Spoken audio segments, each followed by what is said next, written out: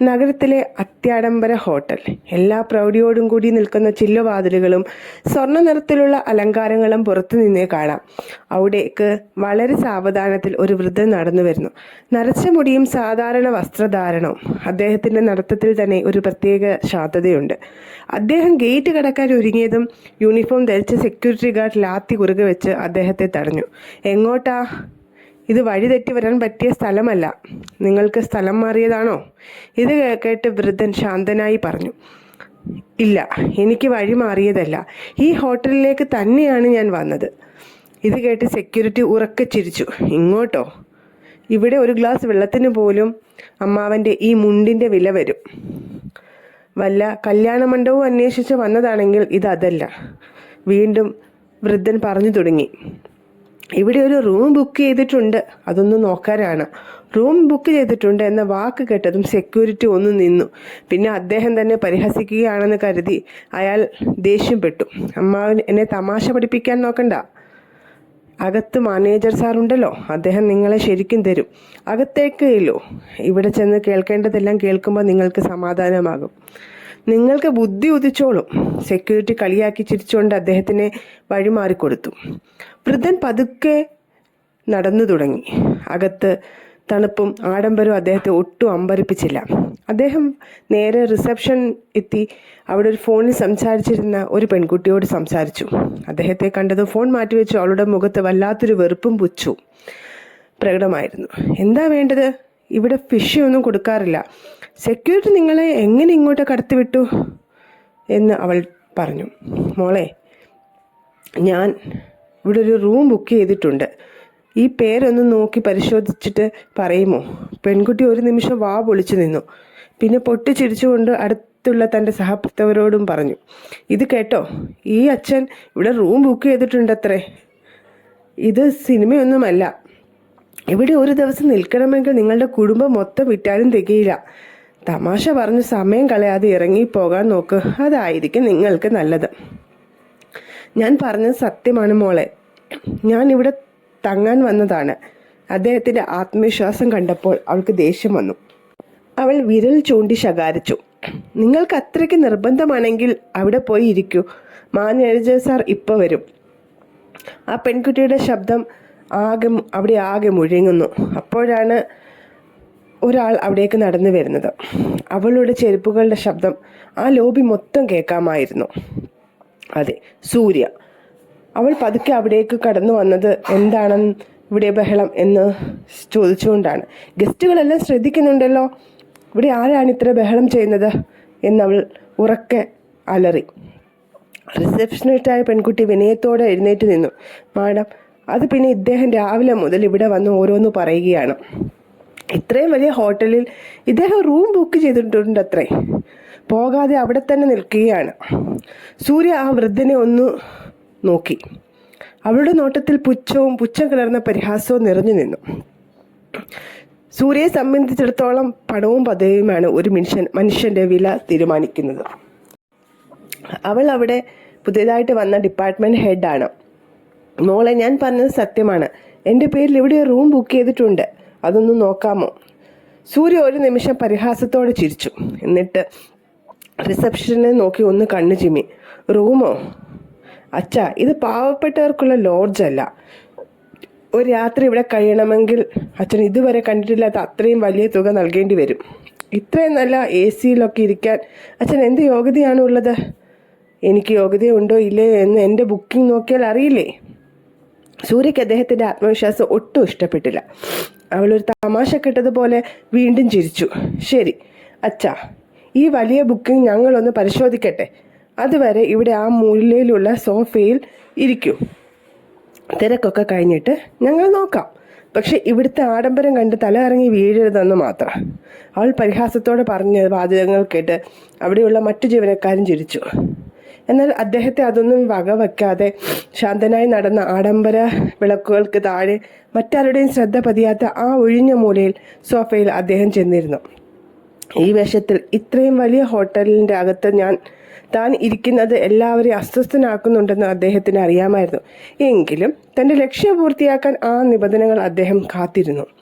വില കൂടിയ വസ്ത്രങ്ങൾ ധരിച്ച അതിഥികൾ അദ്ദേഹത്തിനെ ഒരു കാഴ്ചവസ്തുവിനെ പോലെ നോക്കി കടന്നു പോകുന്നുണ്ട്.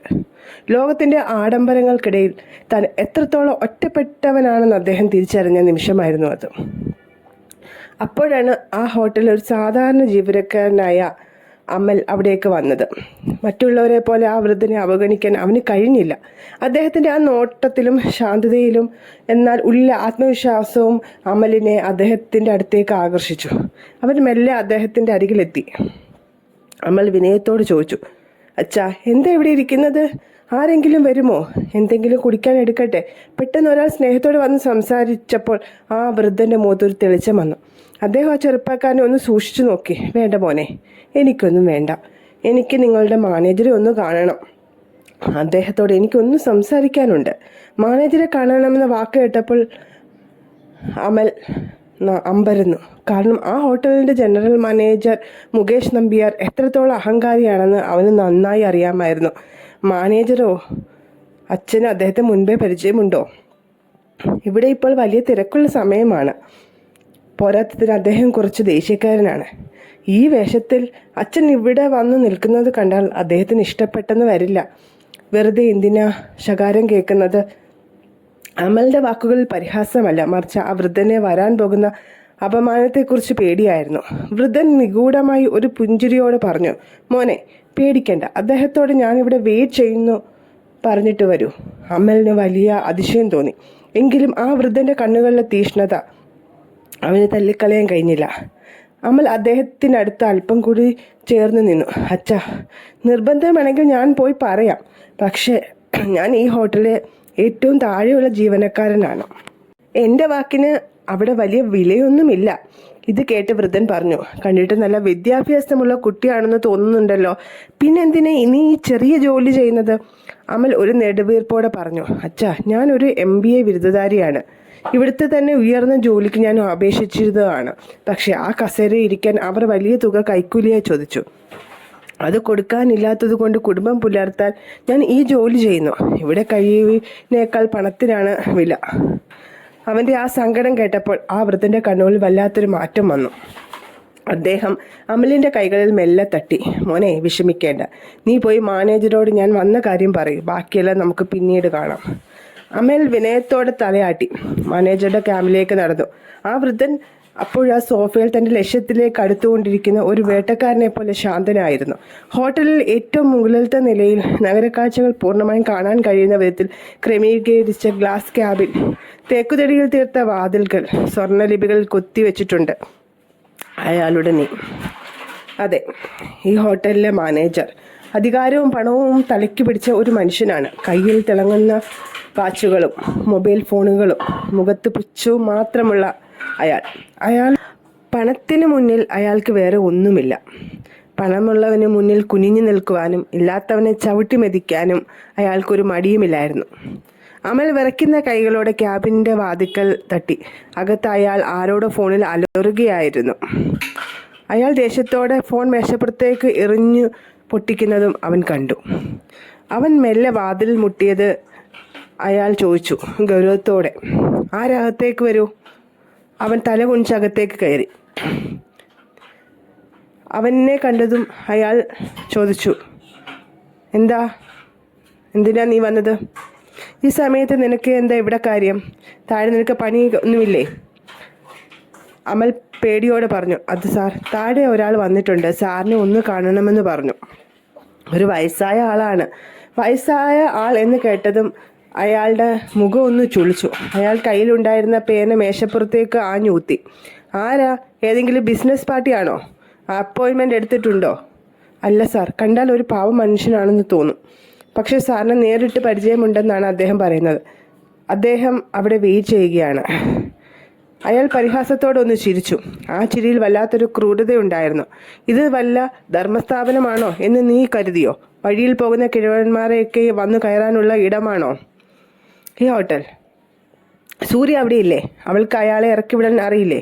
അതോ നീയൊക്കെ ഇനി ജോലിക്ക് പകരം ചാരിറ്റി നടത്താൻ തീരുമാനിച്ചോ? സാർ, അദ്ദേഹം അത്രയ്ക്ക് ആത്മവിശ്വാസത്തോടെയാണ് പറയുന്നത്. അതുകൊണ്ടാണ് ഞാൻ ഇവിടേക്ക് വന്നത്. തൻ്റെ അധികാരത്തിൻ്റെ മുഴുവൻ ഗർവം അയാളുടെ കണ്ണുകളിലുണ്ടായിരുന്നു.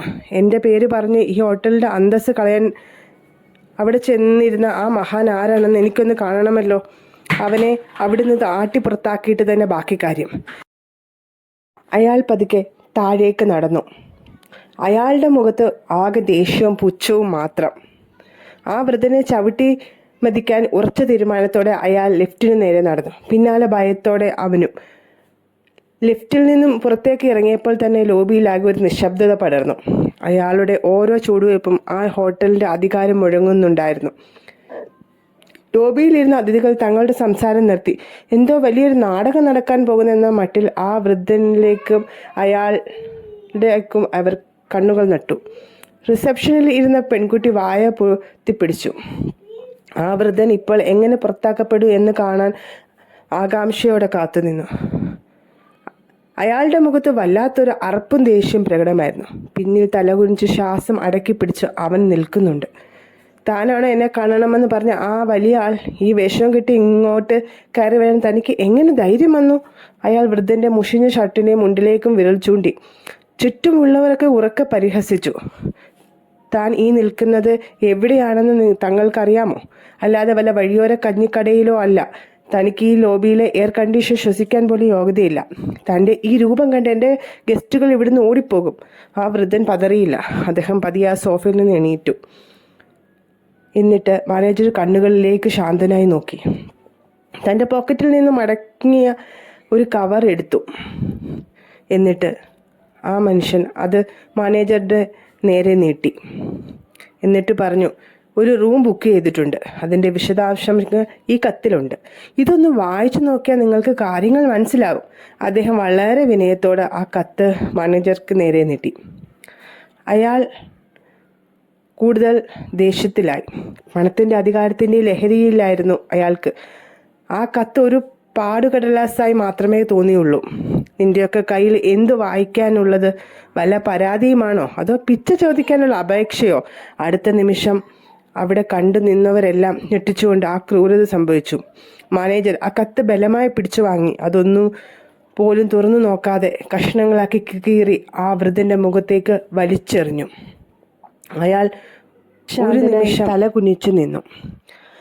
മാനേജർ സെക്യൂരിറ്റിയോടും അമലിനോടും അലറി, എടാ, നോക്കിക്കൊണ്ട് നിൽക്കാതെ ഇയാളെ പിടിച്ച് പുറത്താക്കാൻ നോക്ക്. ഇനി ഒരിക്കൽ കൂടി ഈ പരിസരത്ത് കണ്ടാൽ പോലീസിനെ വിളിക്കും. ഞാൻ വൃദ്ധനെ ഒന്നും നോക്കാൻ പോലും നിൽക്കാതെ തൻ്റെ അധികാരത്തിൻ്റെ ഗർവോടെ രാകേഷ് നമ്പിയെ പുറത്ത് കാത്തു നിൽക്കുന്നു. തൻ്റെ ആഡംബര കാറിന് നേരെ വേഗത്തിൽ കടന്നുപോയി. കാറിൽ കയറി പോകുമ്പോഴേക്കും അയാളുടെ മുഖത്ത് ആ വൃദ്ധനെ തറ പറ്റിച്ചതിൻ്റെ അഹങ്കാരമായിരുന്നു. ചുറ്റുമുള്ളവർക്കിടയിൽ ഒറ്റപ്പെട്ട് ചിതറിക്കിടക്കുന്ന പേപ്പർ കഷ്ണങ്ങൾക്കിടയിൽ ആ വൃദ്ധൻ ശാന്തനായി നിന്നു.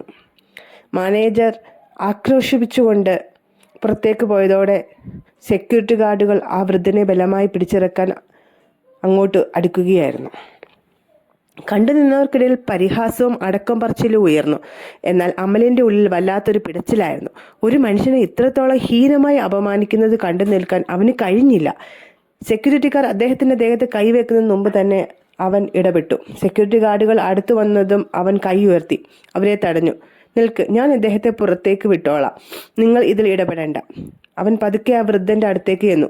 അദ്ദേഹത്തിന്റെ തോളിൽ വളരെ സാവധാനം കൈവച്ചു. ആ കൈകളിൽ ഒരു വിറയലുണ്ടായിരുന്നു. അത് പേടികൊണ്ടല്ല, മറിച്ച് തൻ്റെ മുന്നിൽ നിൽക്കുന്ന മനുഷ്യനോടുള്ള ബഹുമാനവും സങ്കടവും കൊണ്ടായിരുന്നു. അവൻ താഴ്ന്ന സ്വരത്തിൽ പറഞ്ഞു, അച്ഛാ, ദയവ് ചെയ്ത് ഇവിടുന്ന് പോയിക്കോളൂ. ഇനി ഇവിടെ നിൽക്കുന്നത് കണ്ടു നിൽക്കാൻ കഴിയില്ല. ഇവിടുത്തെ ഈ തിളക്കത്തിനിടയിൽ ആർക്കും മനുഷ്യത്വം കാണാൻ കഴിയില്ല. അവർക്ക് വേണ്ടത് പണവും പദവിയുമാണ്. അച്ഛൻ ഇനി ഇവിടെ നിന്ന് അപമാനിക്കപ്പെടരുത്. ആ വൃദ്ധൻ അവൻ്റെ മുഖത്തേക്ക് ഒന്ന് നോക്കി. ആ കണ്ണുകൾ സങ്കടമായിരുന്നില്ല, മറിച്ച് അവൻ്റെ നന്മ തിരിച്ചറിഞ്ഞുകൊണ്ടുള്ള ഒരു വാത്സല്യമായിരുന്നു. അദ്ദേഹം അവനോട് പറഞ്ഞു, മോനെ, നിനക്ക് എന്നോട് സങ്കടം തോന്നുന്നുണ്ടോ? അച്ഛൻ ഇത്രത്തോളം വിഷമിക്കേണ്ടി വന്നതിൽ എനിക്ക് വലിയ സങ്കടമുണ്ട്. ഞാൻ അച്ഛനെ പുറത്തെ ഗേറ്റ് വരെ കൊണ്ടുവിടാം. വരൂ. അമൽ അദ്ദേഹത്തെ പതുക്കെ കൈ പിടിച്ച് ലോബിയിലൂടെ പുറത്തേക്ക് കൂട്ടി. ചുറ്റുമുള്ള അതിഥികൾ ആ കാഴ്ച കൗതുകത്തോടെ നോക്കി നിന്നു. അവർക്ക് അതൊരു തമാശയായിരുന്നു, പക്ഷെ അവൻ അതൊരു വലിയ നീറ്റലായിരുന്നു. ഹോട്ടലിൻ്റെ ഗ്ലാസ് വാതിലുകൾ കടന്ന് പുറത്തെ വെയിലിലേക്ക് ഇറങ്ങുമ്പോൾ അവൻ നിന്നു. അച്ഛാ, ഇപ്പോൾ വീട്ടിലേക്ക് പോയിക്കോളൂ. പണമുള്ളവർക്ക് മാത്രം വില കൊടുക്കുന്ന ഈ ലോകത്ത് അച്ഛനെ പോലെ ഉള്ളവർക്ക് ഇവിടെ ചേരില്ല. ഇനി ഒരിക്കലും ഇവിടെ വന്ന് വിഷമിക്കരുത്. വൃദ്ധൻ അവൻ്റെ കൈകളിൽ മുറുക്കെ പിടിച്ചു. എന്നിട്ട് ആ വലിയ ഹോട്ടൽ കെട്ടിടത്തിലേക്കൊന്ന് തിരിഞ്ഞു നോക്കി. അദ്ദേഹത്തിൻ്റെ മുഖത്ത് അപ്പോൾ കണ്ട ആ പുഞ്ചിരി അവൻ അമ്പരപ്പിച്ചു. അത് തോറ്റുപോയ ഒരുവൻ്റെ പുഞ്ചിരി അല്ലായിരുന്നു. മോനെ അമൽ, ഞാൻ ഇവിടുന്ന് പോവുകയാണ്. പക്ഷെ നീ ഒരു കാര്യം ഓർത്തോ, അഹങ്കാരത്തിൻ്റെ ഈ കോട്ടകളിൽ അധികകാലം നിലനിൽക്കില്ല. നീ കാണിച്ച ഈ കരുണയ്ക്കും വിനയത്തിനും ദൈവം നിനക്ക് വലിയൊരു സമ്മാനം കരുതി വെച്ചിട്ടുണ്ട്. വൈകാതെ തന്നെ നമ്മൾ വീണ്ടും കാണും. അത്രയും പറഞ്ഞ് അദ്ദേഹം ആ വലിയ ഗേറ്റ് കടന്ന് പുറത്ത് തിരക്കിലേക്ക് നടന്നുപോയി. അവൻ നിസ്സഹായനായി അദ്ദേഹം പോകുന്നത് നോക്കി അവിടെ തന്നെ നിന്നു. ആരാണ് ആ മനുഷ്യൻ? അദ്ദേഹത്തിൻ്റെ വാക്കുകളിൽ എങ്ങനെയാണ് ഇത്രയും വലിയൊരു ശക്തി വന്നത്? അമൽ പതുക്കെ തിരിഞ്ഞ് ലോബിയിലേക്ക് നടന്നു. തറയിൽ ചിതറിക്കിടക്കുന്ന ആ പേപ്പർ കഷ്ണങ്ങൾ അപ്പോഴും അവിടെ ഉണ്ടായിരുന്നു. ആരും കാണാതെ അവൻ അത് ഓരോന്നായി പെറുക്കിയെടുക്കാൻ തുടങ്ങി. അവൻ്റെ മനസ്സ് വല്ലാതെ അസ്വസ്ഥമായിരുന്നു. ഇത്രയും ആത്മവിശ്വാസത്തോടെ ഒരു വൃദ്ധൻ നീട്ടിയ ആ കത്തിൽ എന്തായിരിക്കും ഉണ്ടായിരുന്നത് എന്നറിയാൻ അവന് വലിയ ആകാംക്ഷ തോന്നി. അവൻ ലോബിയിലൂടെ റൂമിലേക്ക് മാറി നിന്നു. വിറയ്ക്കുന്ന കൈകളോടെ ആ കഷ്ണങ്ങൾ ഒരു പസിൽ പൂരിപ്പിക്കുന്നത് പോലെ മേശപ്പുറത്ത് നിരത്തി വെച്ചു. കഷ്ണങ്ങൾ ഓരോന്നായി ഒത്തുചേർത്തപ്പോൾ അമലിൻ്റെ ശ്വാസം നിലച്ചു പോകുന്നത് പോലെ തോന്നി. ആ കത്തിൻ്റെ മുകളിൽ സ്വർണ്ണലിപികളിൽ പതിച്ചൊരു മുദ്ര തിരിച്ചറിഞ്ഞു. അത് ആ ഹോട്ടൽ ശൃംഖലയുടെ മാതൃസ്ഥാനമായ ഗ്രൂപ്പിൻ്റേതാണ്. ആ കത്തിൽ വാക്കുകൾ വിറയലോടെ വായിച്ചു. ഹോട്ടൽ ഭരണ നിർവഹണവും സേവന നിലവാരവും സംബന്ധിച്ച് അപ്രതീക്ഷിത പരിശോധനയ്ക്കായി ഹോട്ടലിൻ്റെ ജനറൽ മാനേജർ മുകേഷ് നമ്പ്യാരുടെ ശ്രദ്ധയ്ക്ക് നമ്മുടെ ഹോട്ടൽ ഗ്രൂപ്പിൻ്റെ സ്ഥാപകനും ചെയർമാനുമായ മിസ്റ്റർ ശേഖരവർമ്മ ഇന്ന് ഹോട്ടലിൽ നേരിട്ടെത്തി ഒരു രഹസ്യ പരിശോധന നടത്തുന്നതാണ്. സാധാരണക്കാരുടെ പ്രശ്നങ്ങളും ജീവനക്കാരുടെ പെരുമാറ്റവും നേരിട്ട് മനസ്സിലാക്കുന്നതിനായി അദ്ദേഹം ഒരു സാധാരണ വേഷത്തിലായിരിക്കും എത്തുക. ഈ പരിശോധനയിലെ അദ്ദേഹത്തിൻ്റെ വിലയിരുത്തലുകളിലായിരിക്കും ഹോട്ടലിൻ്റെ ഭാവി പ്രവർത്തനങ്ങളിലും നിലവിലുള്ള മാനേജ്മെൻറ്റിൻ്റെ സ്ഥാനക്കയറ്റവും അന്തിമമായി കണക്കാക്കപ്പെടുക എന്ന് ബോർഡ് ഓഫ് ഡയറക്ടേഴ്സ്. കത്ത് വായിച്ചു തീർന്നതും അവൻ്റെ കൈകളിൽ നിന്ന് ആ പേപ്പർ കഷ്ണങ്ങൾ താഴെ വീണു. അവൻ്റെ കണ്ണുകൾ വികസിച്ചു, ശരീരം മരവിച്ചു നിന്നു. താൻ ഇത്രയും നേരം സംസാരിച്ചത്, താൻ സമാധാനിപ്പിച്ചത്, മാനേജർ ആട്ടിപ്പായച്ചത് അത് വെറുമൊരു വൃദ്ധനെയല്ല, ഈ വലിയ സാമ്രാജ്യത്തിൻ്റെ അധിപനെയാണ്. അവൻ ഓടിച്ചെന്ന് ഹോട്ടലിൻ്റെ ഗ്ലാസ് വാതിലൂടെ പുറത്തെ ഗേറ്റിലേക്ക് നോക്കി. പക്ഷെ ആ വൃദ്ധൻ അപ്പോഴേക്കും ജനക്കൂട്ടത്തിനിടയിൽ മറഞ്ഞു പോയിരുന്നു. ദൈവമേ, ഇത് മിസ്റ്റർ ശേഖരവർമ്മയായിരുന്നോ? അവൻ്റെ ഉള്ളിൽ വിറയലോടെ മന്ത്രിച്ചു തന്നെ പോലുള്ള ഒരു സാധാരണക്കാരനോട് വിനയത്തോടെ സംസാരിച്ച ആ മനുഷ്യൻ. മാനേജർ തൻ്റെ മുഖത്തേക്ക് പേപ്പർ കീറി എറിഞ്ഞിട്ടും പതറാതെ പുഞ്ചിരിച്ച ആ വ്യക്തി. അദ്ദേഹം തൻ്റെ സ്ഥാപനത്തിലെ മനുഷ്യത്വം പരിശോധിക്കാൻ വന്നതായിരുന്നു. അമൽ ആ പേപ്പർ കഷ്ണങ്ങൾ വീണ്ടും ഭദ്രമായി പെറുക്കി തൻ്റെ പോക്കറ്റിൽ വെച്ചു. മാനേജർ സ്വന്തം കുഴി തോണ്ടിയിരിക്കുകയാണെന്ന് അവന് മനസ്സിലായി. ആഡംബരത്തിൻ്റെ ലഹരിയിൽ സ്വന്തം ഉടമസ്ഥതനെ പോലും തിരിച്ചറിയാൻ കഴിയാത്ത മാനേജറുടെ പതനം കഴിഞ്ഞിരുന്നു. അവൻ തിരിച്ച് ലോബിയിലേക്ക് നടന്നു. അവിടെ ഇപ്പോഴും സൂര്യയും റിസപ്ഷനിസ്റ്റും ആ വൃദ്ധനെ പരിഹസിച്ചു ചിരിക്കുന്നുണ്ടായിരുന്നു. വരാനിരിക്കുന്ന കൊടുങ്കാറ്റിനെക്കുറിച്ച് അവർ ഒന്നും അറിഞ്ഞിരുന്നില്ല. അവൻ്റെ ഉള്ളിൽ ഒരു അഗ്നിപർവ്വതം പുകയുകയായിരുന്നു.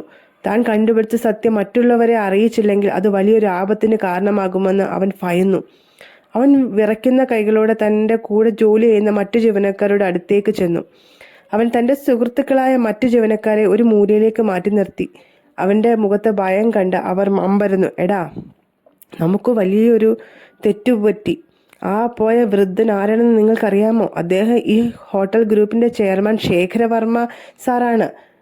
അമൽ പറഞ്ഞു തീർന്നതോ അവൻ്റെ സുഹൃത്തുക്കൾ മുഖത്തോട് മുഖം നോക്കി. അടുത്ത നിമിഷം അവർ ഉറക്കെ പൊട്ടിച്ചിരിക്കാൻ തുടങ്ങി.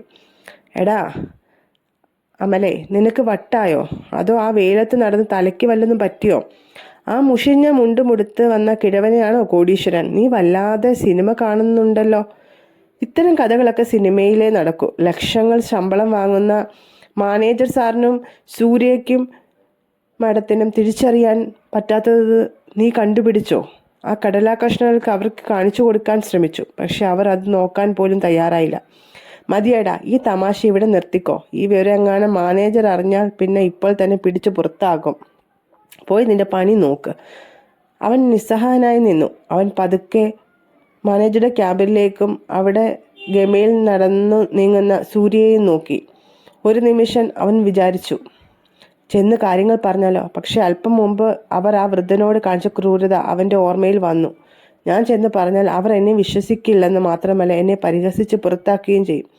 പണത്തിനും വസ്ത്രത്തിനും മാത്രം വില കൊടുക്കുന്ന ഇവർക്ക് മുന്നിൽ സത്യത്തിന് എന്ത് വില? അവർ സ്വയം അഹങ്കാരത്തിന്റെ കുഴി തോണ്ടിയിരിക്കുകയാണ്. അത് അവർ അനുഭവിക്കട്ടെ. അവൻ ആ കടലാസ് കഷ്ണങ്ങൾ തന്റെ പോക്കറ്റിൽ കൂടുതൽ ഭദ്രമായി വെച്ചു. മറ്റാരോടും ഒന്നും പറയാതെ അവൻ തന്റെ ജോലിയിലേക്ക് തിരിഞ്ഞു. പക്ഷെ അവന്റെ മനസ്സ് പിറ്റേന്ന് നടക്കാൻ പോകുന്ന സംഭവങ്ങളെ ഓർത്ത് ആശങ്കയിലായിരുന്നു. ആ ഹോട്ടലിന്റെ ചരിത്രത്തിലെ ഏറ്റവും വലിയ കൊടുങ്കാറ്റാണ് വരാനിരിക്കുന്നതെന്ന് അവൻ ഉറപ്പിച്ചു. പിറ്റേന്ന് രാവിലെ ഹോട്ടലിൽ ഒരു യുദ്ധത്തിന് തയ്യാറെടുക്കുന്നത് പോലെ അണിഞ്ഞൊരുങ്ങി നിൽക്കുകയായിരുന്നു. ചുവന്ന പരവതാനികളും വില കൂടിയ പൂക്കളും കൊണ്ട് ലോബി അലങ്കരിച്ചിരിക്കുന്നു. ചെയർമാൻ എത്തുന്നു. ആ വാർത്ത അറിഞ്ഞതോടെ മാനേജരും സൂര്യയും അതീവ ജാഗ്രതയിലായിരുന്നു. ഹോട്ടൽ മുറ്റത്ത് കറുത്ത നിറത്തിലുള്ള 3 പുതിയ കാറുകൾ വന്നു ഒരു ആഡംബര കാറുകൾ വന്നു നിന്നു. മാനേജരും സൂര്യയും വായുവിലെ സുഗന്ധം പോലെ വിനയത്തോടെ കാറിനരികിലേക്ക് ഓടിയെത്തി. കാറിന്റെ വാതിൽ തുറക്കപ്പെട്ടു. പുറത്തിറങ്ങിയ ആളെ കണ്ടതും മാനേജരും സൂര്യയും മുഖം മിറിച്ചു നിന്നുപോയി. സൂര്യയുടെ കയ്യിലുണ്ടായിരുന്ന പൂച്ചെണ്ട് നിലത്ത് വീണു. തങ്ങൾ ഇന്നലെ ആട്ടി ഓടിച്ച വേഷത്തിന്റെ പേരിൽ പരിഹസിച്ച അതേ വൃദ്ധൻ. പക്ഷെ ഇന്ന് അദ്ദേഹം അതിമനോഹരമായ ഒരു സൂട്ടിലാണ്. കണ്ണുകളിൽ അണയാത്ത തീഷ്ണത. ശേഖരവർമ്മ, അദ്ദേഹം അവരോടായി ശാന്തമായി ചോദിച്ചു. എന്താ മാനേജർ, നീ ഇന്നലെ കീറിയെറിഞ്ഞ കത്തിൽ ഞാൻ വരുമെന്ന് എഴുതിയിരുന്നല്ലോ. അത് വായിക്കാൻ പോലും നിന്റെ അഹങ്കാരം സമ്മതിച്ചില്ല. മുകേഷ് നമ്പ്യാരുടെ നാവുകൾ കുടുങ്ങിപ്പോയി. അയാൾ വിറയ്ക്കുന്ന സ്വരത്തിൽ എന്തോ പറയാൻ ശ്രമിച്ചെങ്കിലും വർമ്മ കൈ ഉയർത്തി അയാളെ തടഞ്ഞു. അദ്ദേഹം ലോബിയിലേക്ക് നടുവിലേക്ക് നടന്നു. എല്ലാ ജീവനക്കാരും അമ്പരന്ന് നിൽക്കുകയാണ്. ശേഖരവർമ്മ മുഴങ്ങുന്ന ശബ്ദത്തിൽ പറഞ്ഞു, ഈ ഹോട്ടൽ, ഈ കാണുന്ന മാർബിൾ തറകളും സ്വർണ്ണ വിളക്കുകളും വെറുതെ ഉണ്ടായതല്ല. തറപ്പണിക്ക് കല്ല് ചുമന്നും വെയിലത്ത് പണിയെടുത്തും പട്ടിണി കിടന്നുമാണ് ഞാൻ ഈ സാമ്രാജ്യം പഠിച്ചുയർത്തിയത്. സാധാരണക്കാരൻ്റെ വിയർപ്പിന്റെ ഗന്ധമുണ്ട് ഈ കെട്ടിടത്തിന്. പക്ഷെ ഇവിടെ മനുഷ്യത്വത്തിന് സ്ഥാനമില്ലാതിരിക്കുന്നു. അദ്ദേഹം മുകേഷ് നമ്പ്യാർക്ക് നേരെ തിരിഞ്ഞു. മുകേഷ്, നിന്നെക്കുറിച്ച് ഒരുപാട് പരാതികൾ ബോർഡ് ഓഫ് ഡയറക്ടേഴ്സിന് ലഭിച്ചിരിക്കുന്നു.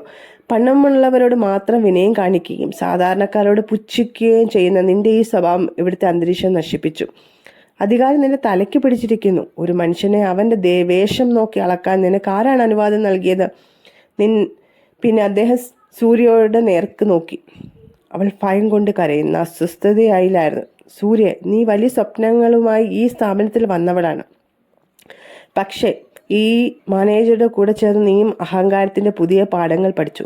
ഈ ഹോട്ടലിന്റെ ഓപ്പറേഷൻ ഹെഡ് എന്ന നിലയിൽ നീ ചെയ്യേണ്ടത് മനുഷ്യരെ ചേർത്ത് നിർക്കുകയായിരുന്നു, അല്ലാതെ അവരെ നിറത്തിന്റെയും വസ്ത്രത്തിന്റെയും പേരിൽ വേർതിരിക്കുകയായിരുന്നില്ല. നീ ഇവിടുത്തെ സംസ്കാരം തന്നെ മാറ്റിമറിച്ചു. ലോബിയിലാകെ നിശബ്ദത പടർന്നു. ശേഖരവർമ്മ വാക്കുകൾക്ക് ഓരോ ജീവനക്കാരൻ്റെയും ഉള്ളിൽ തറച്ചു. മനുഷ്യത്വമില്ലാത്ത എത്ര വലിയ കെട്ടിടമായാലും അത് ശ്മശാനത്തിന്റെ വിലയേ ഉള്ളൂ. ഞാൻ ഇവിടെ വന്നത് എൻ്റെ റൂം ബുക്കിംഗ് നോക്കാനല്ല, മറിച്ച് എൻ്റെ ജീവനക്കാർക്ക് മനുഷ്യത്വം ബുക്ക് ചെയ്തിട്ടുണ്ടോ എന്ന് നോക്കാനാണ്. പക്ഷെ എനിക്ക് നിരാശയായിരുന്നു ഫലം. അദ്ദേഹം അമലിനെ കണ്ണുകൊണ്ട് തിരഞ്ഞു. അമൽ ദൂരെ മാറി നിന്ന് കൈ കെട്ടി നിൽക്കുന്നുണ്ടായിരുന്നു. വർമ്മയുടെ നോട്ടം അവനിൽ എത്തിയപ്പോൾ അദ്ദേഹത്തിന്റെ മുഖത്തൊരു ചെറിയ പുഞ്ചിരി വിരിഞ്ഞു. ലോബിയിലാകെ ശേഖരവർമ്മയുടെ വാക്കുകൾ മുഴങ്ങിക്കൊണ്ടിരുന്നു. മാനേജരും സൂര്യയും ഭൂമി പിളർന്ന് താഴേക്ക് പോയിരുന്നെങ്കിൽ എന്ന് ആഗ്രഹിച്ചു. വർമ്മ തന്റെ കണ്ണുകൾ മാനേജർക്ക് നേരെ കൂർപ്പിച്ചു. നിന്റെ അഹങ്കാരം ഈ സ്ഥാപനത്തിന്റെ അന്തസ്സിനെ കളങ്കമാണ്. പണമില്ലാത്തവനെ മനുഷ്യനായി കാണാൻ നിനക്ക് കഴിയില്ലെങ്കിൽ നിനക്ക് ഈ കസേരയിൽ ഇരിക്കാൻ യോഗ്യതയില്ലെന്ന് ഇന്നു മുതൽ നീ ജനറൽ മാനേജർ സ്ഥാനത്ത് നിന്ന് നീക്കപ്പെട്ടിരിക്കുന്നു. മാനേജർ ബോധരഹിതനാകാൻ പോകുന്നത് പോലെ തോന്നി. വർമ്മ പിന്നെയും തുടർന്നു. പക്ഷെ നിനക്ക് ഞാൻ മറ്റൊരു അവസരം നൽകുന്നു. നിന്റെ അഹങ്കാരം കുറയാൻ വേണ്ടി നഗരത്തിന് പുറത്തുള്ള നമ്മുടെ ചെറിയ ബ്രാഞ്ചിൽ നീ ഒരു സാധാരണ അസിസ്റ്റന്റ് മാനേജറായി ജോലി ചെയ്യണം. അവിടെ എത്തുന്ന പാവപ്പെട്ടവരോട് ഇടപഴകി നീ മനുഷ്യത്വം പഠിക്കണം. നിന്റെ പെരുമാറ്റത്തിലും നിന്റെ സ്വഭാവത്തിലും നിനക്ക് ഇങ്ങോട്ട് തിരിച്ചു വരാൻ എപ്പോൾ കഴിയുമെന്ന് ഞാൻ നോക്കട്ടെ. പിന്നെ അദ്ദേഹം വിറച്ചു നിൽക്കുന്ന സൂര്യയെ അടുത്തേക്ക് നടന്നു ചെന്നു. സൂര്യ, നീ ഈ സ്ഥാപനത്തിൽ പുതിയതാണ്. നിന്റെ ആദ്യത്തെ തെറ്റായതുകൊണ്ട് ഞാൻ നിന്നോട് ക്ഷമിക്കുന്നു. പക്ഷെ ഓർക്കുക, വസ്ത്രമല്ല ഒരു മനുഷ്യന്റെ യോഗ്യത തീരുമാനിക്കുന്നത്. ഇത് നിനക്കൊരു വലിയ പാഠമാകട്ടെ. അവസാനം ശേഖരവർമ്മ അമലിനെ തൻ്റെ അടുത്തേക്ക് വിളിച്ചു. അമൽ വിനയത്തോടെ അദ്ദേഹത്തിന് മുന്നിൽ നിന്നു. വർമ്മ അദ്ദേഹത്തിൻ്റെ തോളിൽ സ്നേഹത്തോടെ കൈവച്ചു. അമൽ, നീ ഇന്നലെ കാണിച്ച ആ വിനയവും മനുഷ്യത്വമാണ് നിന്നെ ഈ പദവിക്ക് അർഹനാക്കുന്നത്. നീ ഒരു MBA ബിരുദധാരിയാണ്. കൈക്കൂലി നിൽക്കാൻ ഇല്ലാത്തത് കൊണ്ടാണ് ഒരു ചെറിയ ജോലി ചെയ്യുന്നതെന്ന് എനിക്കറിയാം. നീ അർഹിച്ച സ്ഥാനം ഇന്ന് ഞാൻ നിനക്ക് നൽകുന്നു. ഇന്നു മുതൽ നീയാണ് ഈ ഹോട്ടലിൻ്റെ മാനേജിംഗ് ഹെഡ്. അമൽ കണ്ണുകൾ സന്തോഷം കൊണ്ട് നിറഞ്ഞു. അവൻ അദ്ദേഹത്തിൻ്റെ കൈകളിൽ പിടിച്ചു. സാർ, ഞാൻ ഇതിന് അർഹനാണോ? ശേഖരവർമ്മ തുടർന്നു. അമൽ, പദവി കൊണ്ടല്ല ഒരു മനുഷ്യൻ ഉയരുന്നത്, അവൻ്റെ പ്രവൃത്തികൾ കൊണ്ടാണ്. നിന്റെ വിനയവും മറ്റുള്ളവരുടെ നിന്റെ പെരുമാറ്റവുമാണ് നിന്നെ ഇതിൽ അർഹനാക്കിയത്. ശേഖരവർമ്മ അവിടെയുണ്ടായിരുന്ന എല്ലാ ജീവനക്കാരെയും നോക്കി. തൻ്റെ അവസാന സന്ദേശം നൽകി. ഈ ഹോട്ടൽ വെറും ഒരു കെട്ടിടമല്ല, ഒരുപാട് പേരുടെ സ്വപ്നമാണ്. സാധാരണക്കാരെയും പാവപ്പെട്ടവരെയും കൂടി പരിഗണിക്കുന്ന ഒരു സ്ഥാപനമായി ഇത് മാറണം. ആഡംബരം എന്നത് നമ്മുടെ ഹൃദയത്തിലാണ്, അല്ലാതെ നമ്മൾ ധരിക്കുന്ന വസ്ത്രത്തിൽ. എല്ലാവരെയും തുല്യരായി കാണാൻ പഠിക്കുക. മുകേഷ് നമ്പ്യാർ തൻ്റെ അഹങ്കാരം വെടിഞ്ഞ് തല താഴ്ത്തി പടിയിറങ്ങി. അമൽ തൻ്റെ പുതിയ ഉത്തരവാദിത്തം ഏറ്റെടുക്കുമ്പോൾ സൂര്യ തൻ്റെ തെറ്റുകൾ തിരുത്തുമെന്ന് മനസ്സിൽ ഉറപ്പിച്ചു. ആ ആഡംബര ഹോട്ടലിന് മുകളിൽ പുതിയൊരു സൂര്യൻ ഉദിച്ചതുപോലെ എല്ലാവർക്കും തോന്നി. ഈ വീഡിയോ ഇഷ്ടമായെങ്കിൽ നിങ്ങളെല്ലാവരും ലൈക്ക് ചെയ്യണം, സബ്സ്ക്രൈബ് ചെയ്യണം, മറ്റുള്ളവർക്ക് ഷെയർ ചെയ്യണം.